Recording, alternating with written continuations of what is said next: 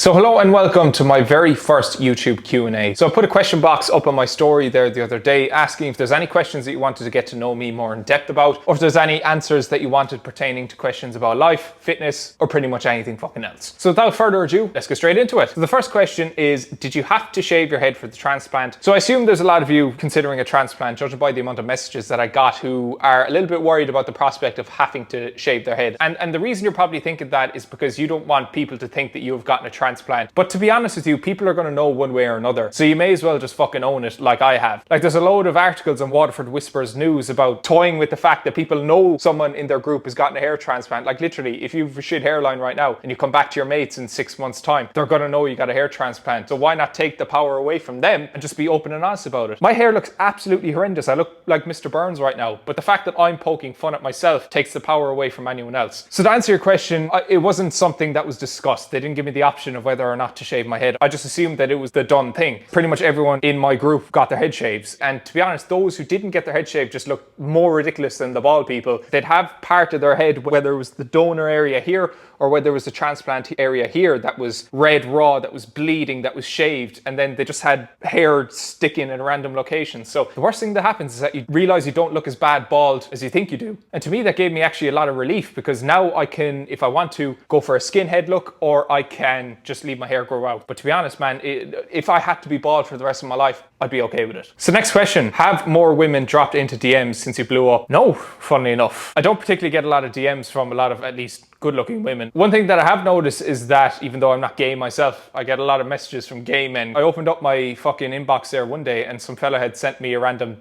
pic. The stupid thing that this fucker did was leave in his bio where he worked and the position that he held within that company. And I literally just sent him a threat saying this will be taken further. Full stop, left it at that. He blocked me straight away and then was probably shitting his pants that I was going to go to his workplace and show them what he did. I don't know where that tangent went, but to answer your question, no, I don't get particularly any more DMs from women than I did when I had a smaller following. This is a really, really interesting question that I want to go into a lot of depth on. So gained muscle and then had a shit diet for a while. Now I can't get rid of the love handle.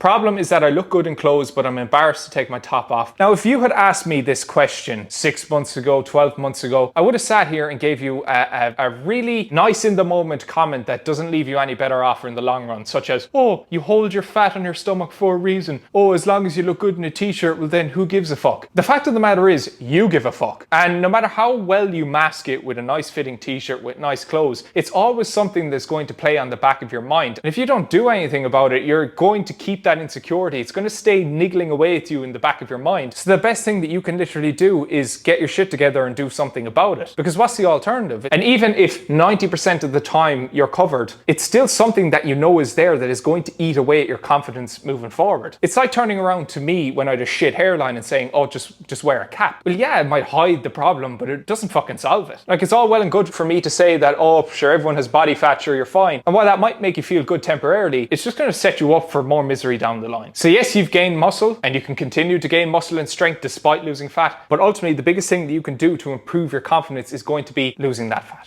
Hey mate, heavy weight, less time under tension, or lighter weight, more time under tension, which is better? So like most things, the answer lies somewhere in the middle. Time under tension isn't the single most important thing for building muscle. Yeah, you can have loads of time under tension, but you could be lifting fuck all weight, which is going to result in fuck all muscle growth. And I do see so many people overemphasizing like mind muscle connection, time under tension, that they actually forget to progressively get stronger and lift more weight as the weeks go by. But at the same time, if you're just piling on as much weight as possible, your range of motion is shit, you're dropping the bar, let's say, onto your chest and using complete and utter momentum to get the weight up, that too isn't going to be ideal in terms of building muscle. So the way that I like to describe it is, and I'm biased towards using heavier weight because I feel if you use heavier weight, you're going to be more likely to actually hit failure by the end of the set. You should be in control of the weight as, let's say, you're lowering into a squat or you're lowering the bar to your chest, but you should be as explosive as possible on the way up. Some exercises you'll do with a heavier weight for lower reps. Other exercises, as you progress throughout the workout, you might start stripping back the weight and doing slightly higher amounts of repetitions. But nonetheless, all of the exercises that you do should be done to failure, or at least very close to it. Is it better to start doing cardio to lose weight first and then lifting to tone? So your priorities are completely fucked here. So it's not the cardio in and of itself that's going to result in you losing weight. The biggest thing that you can do to lose weight is get your eating habits under control. And it doesn't have to be anything major. You don't have to necessarily track your calories straight away. There's elements of your diet, whether you care to admit it or not, that are fucking shit, that you could be doing a lot better on. Whether it's unnecessary snacking, whether it's the amount of junk food that you consume, whether it's the amount of takeaways or drinks that you consume at the weekend, look to tidy up your diet throughout the week first and foremost, because in effect of doing that, you will probably reduce the amount of calories you consume, and that'll get the ball rolling in terms of losing weight. Now, as you clean up your diet, it might be a good idea to start tracking your calories. Download MyFitnessPal. Simply like budgeting your money, you're getting an idea of the amount of calories that you take in through a daily basis, and from there, once you have an actionable number to work with, you can look to find ways to reduce that calorie intake. Alongside that, commit to a step count of 8,000 to 10,000 or more each day. The additional cardio that you do across the week is going to be the cherry on top. This is also the common misconception that people have regarding losing weight or building muscle. You can do both at the same time, and most people will be very successful. Like, the chances are someone who's asking this question is probably going to be new to the gym. So if you get into the deficit, but you're also tearing shit up inside in the gym, you're fucking going hard, you're progressing with the exercise that you're doing, you'll build muscle while also losing fat. And then once you've lost the fat, you can move things up to maintenance calories, then maybe into a slight surplus, and prioritize the growth of muscle.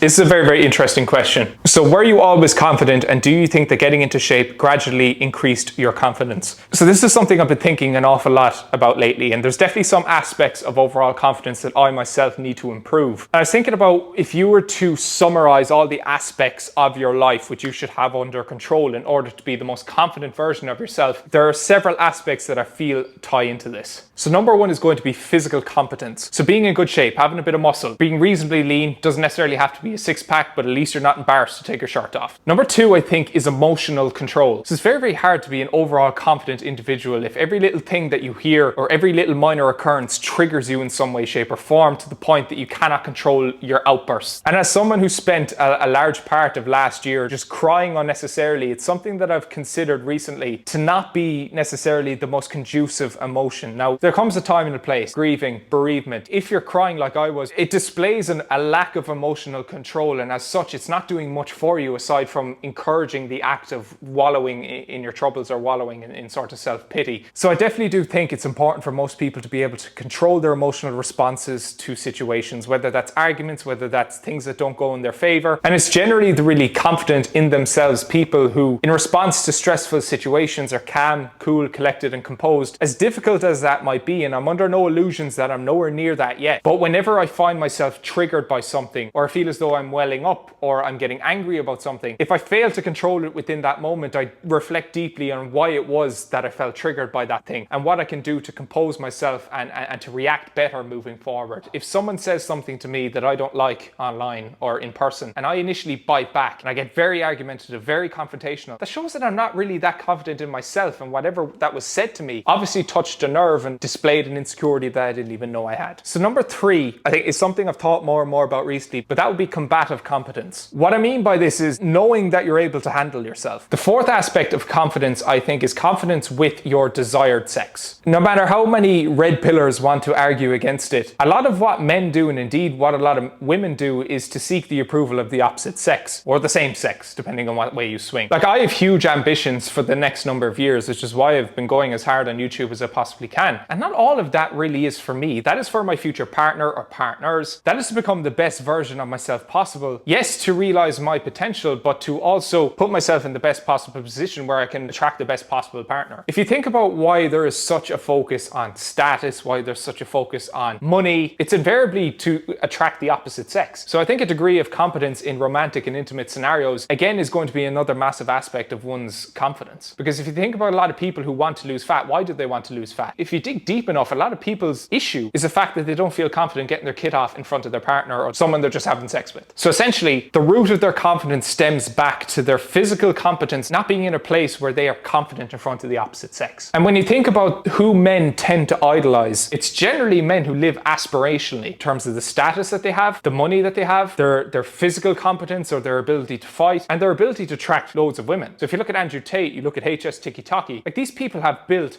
massive followings because they have achieved many things in which many men desire to have. And the fifth element of confidence, I feel, is verbal confidence. And what I mean by this is an ability to talk, an ability to argue verbally. Jordan Peterson places a lot of emphasis on your ability to verbally articulate. And if you think about all the leaders throughout the dawn of time who have had great influence, they have generally been really good speakers. Martin Luther King, you have Hitler was a great speaker, not that he used it in the right manner. Andrew Tate, whether you love him or hate him, has a amassed great influence because he is a very, very articulate speaker. So as such, the ability to be able to articulate one's feelings well and very accurately makes someone deadly when it comes to debates, when it comes to arguments, which feeds back into this emotional confidence that I spoke about and confrontational confidence, but just in the verbal sphere. So to answer your question, was I always confident? No, but I wouldn't necessarily consider myself to be 100% confident now. I'm definitely a work in progress. I'm definitely far more confident than I was, let's say, this time last year. This time last year, I wouldn't have dreamed to walk around with a camera talking into it in public, but this year I am. I think a lot of people can use, oh, I'm not confident as a cop-out to not take action. Like a lot of people go, oh, I won't set up a social media account because I'm not confident on camera. Yeah, well, I wasn't confident when I started making Instagram videos or YouTube videos, but through practice, repetition, through exposing myself to the discomfort of being on camera, I've gotten better at speaking over time. How long was I lifting for before I had a physique that I considered impressive? So I probably had an impressive physique, maybe, well, objectively impressive physique, probably 2 or 3 or maybe even 4 years into lifting. Like, obviously I built quite a bit of muscle in my first year, but it wouldn't have been anywhere near the size that I'm at now. And I think at about year 4, I had built a large amount of the muscle that I have today. So probably 3/4 of the size that I have now. And bear in mind, I'm 8, nearly 9 years into lifting at this stage. So yes, while it takes years and years and years to build an objectively impressive physique, give the gym a year of consistency and you will by far have a much more impressive physique than when you started with. I think that's the most important comparison to make, is you versus you a year ago. You won't be looking like fucking Arnold Schwarzenegger after a year of lifting, but in comparison to how you looked when you started, you look a hell of a lot more impressive. So how come I got my hair transplant? So I got my hair transplant because my hair was something that had bothered me for the last number of years. And I sat with it for a while, but over the last couple of months, at least in the months leading up to the transplant, it started to bother me much more than it otherwise would. One vivid moment is when I was getting a graduation photo taken, and just before the photo got taken, even though I had loads of hairspray in my hair, the wind blew a certain way, caught my hair and literally lifted it up like that. So the photo was absolutely ruined because my hair was standing like a teepee on my head. At that point, I was like, look, this just isn't worth it. I need to make a decision whether I'm going to shave it or whether I'm going to get a transplant. Transplant was something that I always had in the back of my mind, and that was the option, of course, that I went with. Now, do I think that everyone should just on a whim get a transplant? No, I think it's something that should be sat with for a good while, a couple of years, to the point that you know that this is definitely a massive drain on your self-confidence. And for me, it was. And because people get braces all the time, I don't really see much of a difference between someone going and getting their teeth fixed or straightened versus me going and getting a hair transplant. Now, I do think it's very, very important to be able to draw a line with these things. In general, my rule of thumb is if you can control it, you should do something about it. So I don't believe in women going and getting butt implants because you can just go to the gym and build a big arse. I don't believe in people getting muscle implants or taking steroids because there are things that you can do within your control without going to those lengths. That's it. I'm going to wrap up this Q&A because I've been going on for fucking ages and you're probably sick of listening to me at this stage. So hopefully you enjoyed it. If you did, make sure to like, subscribe, and see you in the next one.